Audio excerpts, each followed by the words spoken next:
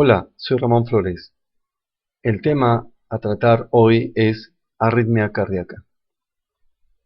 Empezaremos repasando algunos conceptos básicos, como el sistema de conducción, que está compuesto por células de respuesta lenta del corazón, células que están capacitadas para despolarizarse espontáneamente.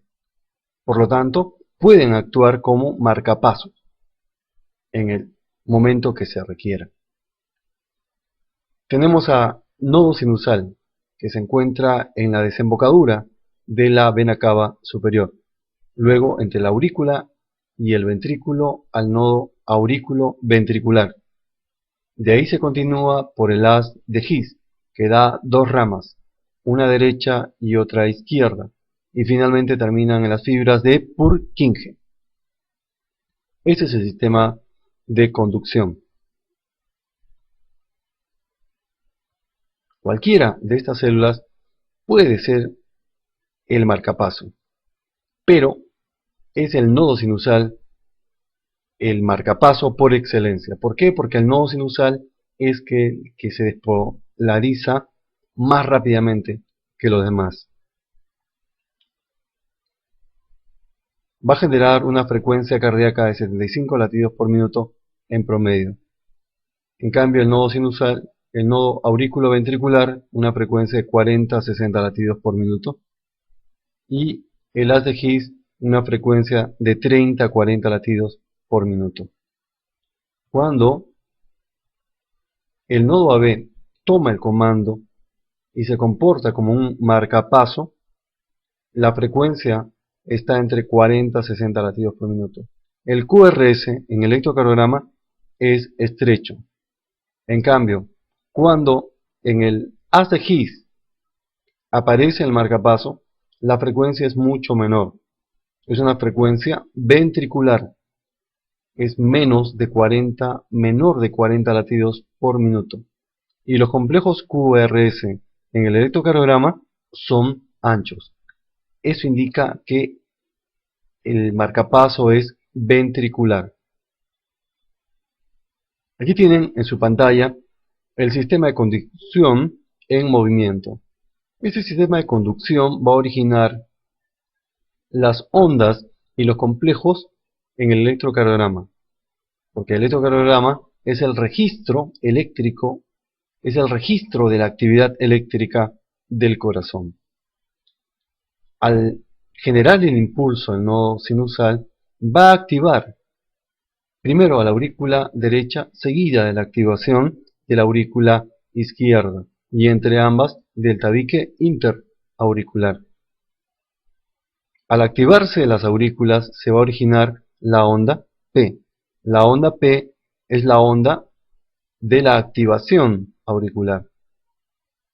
Luego el impulso se dirige al nodo aurículo-ventricular y de ahí al haz de His, tanto por sus ramas izquierda como derecha, y termina finalmente en las fibras de Purkinje.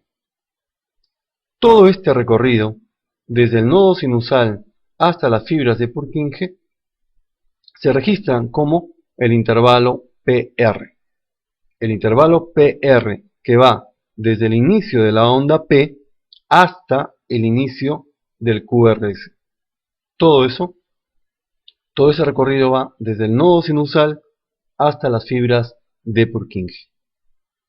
La duración de este intervalo PR, ustedes saben, es de 0,12 a 0,20 segundos. Cuando nosotros nos disponemos a realizar la lectura preliminar de un electrocardiograma, tenemos que determinar en primer término el ritmo del corazón. Para esto, vamos a marcar entre R y R. Observen en su pantalla, vamos a determinar la duración del intervalo R y R. Luego marcamos en un papel y vamos a ver si coincide con los demás intervalos R y R. Si la duración de los intervalos R y R es igual en todos, estamos frente a un ritmo regular. Si esto no sucede, el ritmo es irregular y eso es lo que se conoce como arritmia. Podría ser que se pierda la regularidad episódicamente. Por ejemplo, cuando hay una extrasístole que puede ser auricular o que puede ser ventricular. O pudiera suceder que es una arritmia regularmente irregular, con la presencia de la onda P, pero los intervalos R y R diferentes. Pero hay una P antes de cada QRS.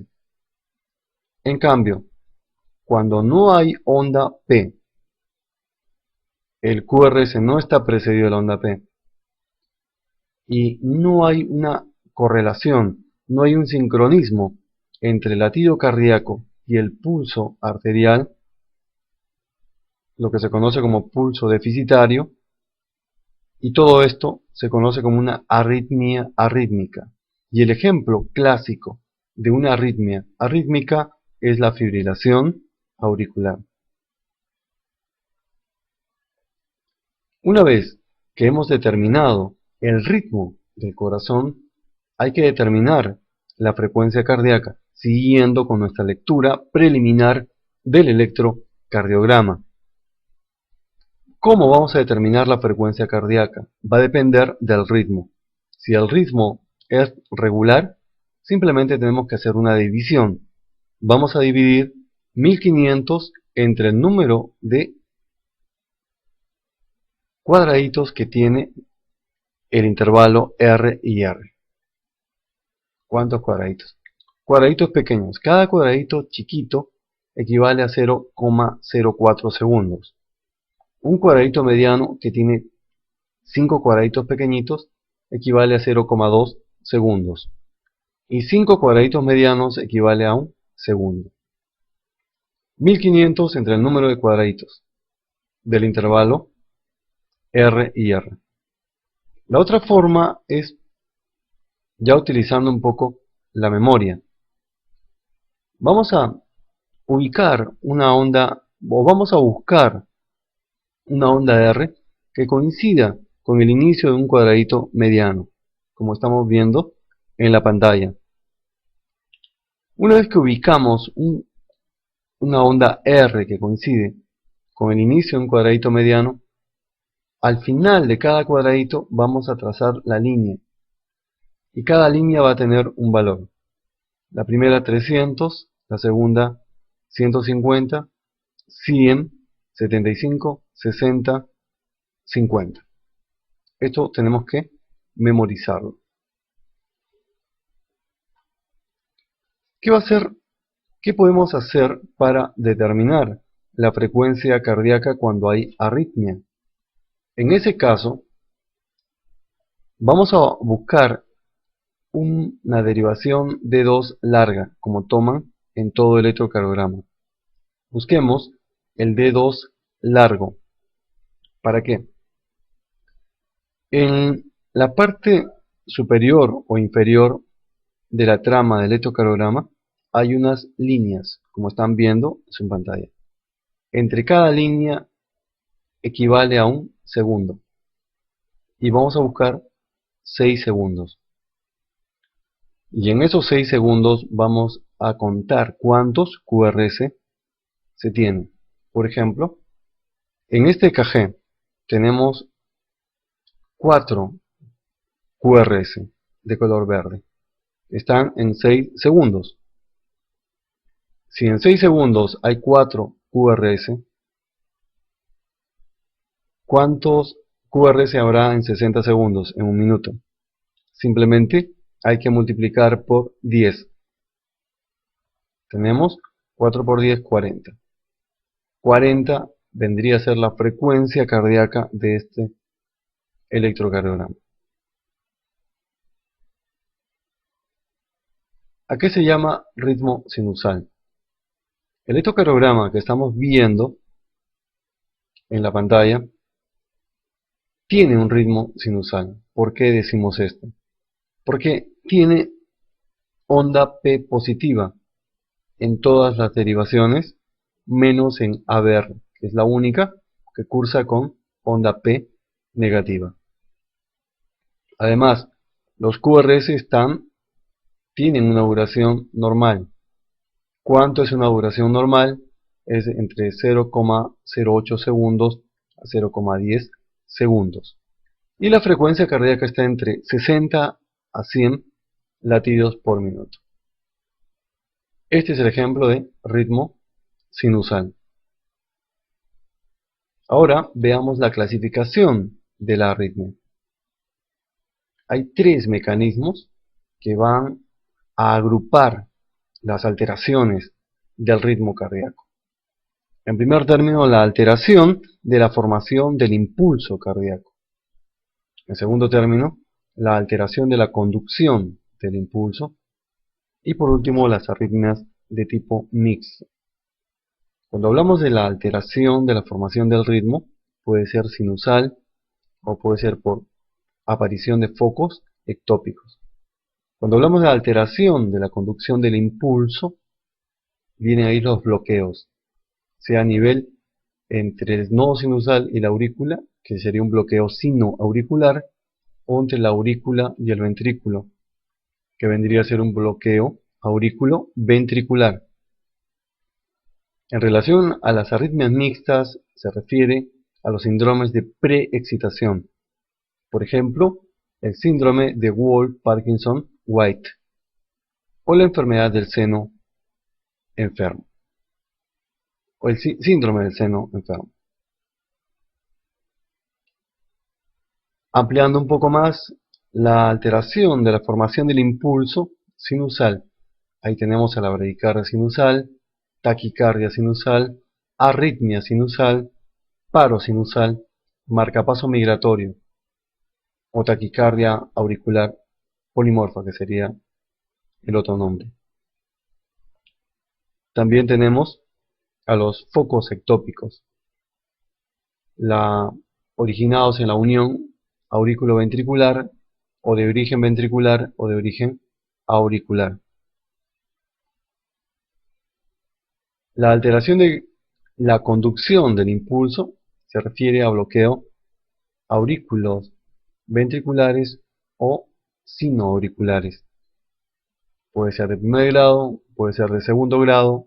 El tipo 1, MOVITS 1, ahí se presenta el fenómeno de Wenckebach, que luego lo vamos a mencionar, pero como adelanto podríamos decir que hay un alargamiento progresivo del PR hasta que desaparece un QRS, hasta que una onda P no conduce.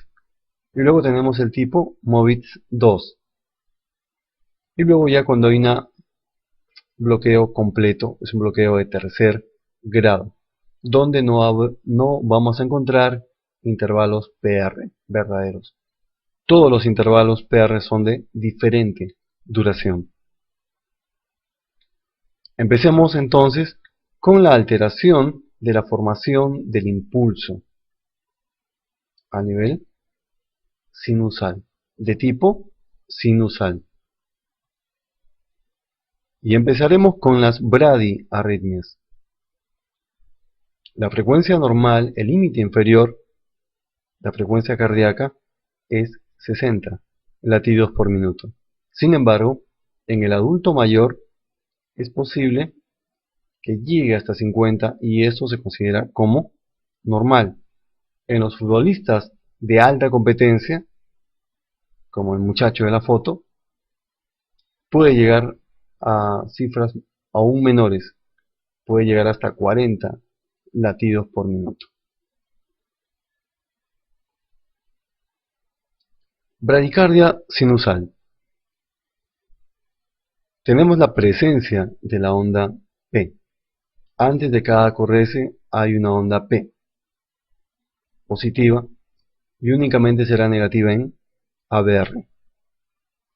La frecuencia cardíaca estará por debajo de 60 latidos por minuto. El QRS es de duración normal, está entre 0,08 a 0,10. El intervalo PR es normal, está entre 0,10 a 0,20 segundos. Estamos viendo que hay una separación de 1, 2, 6, prácticamente 6 cuadraditos medianos. Está separando a una onda R de la siguiente. La duración está indicando que la frecuencia está por debajo de 60 latidos por minuto.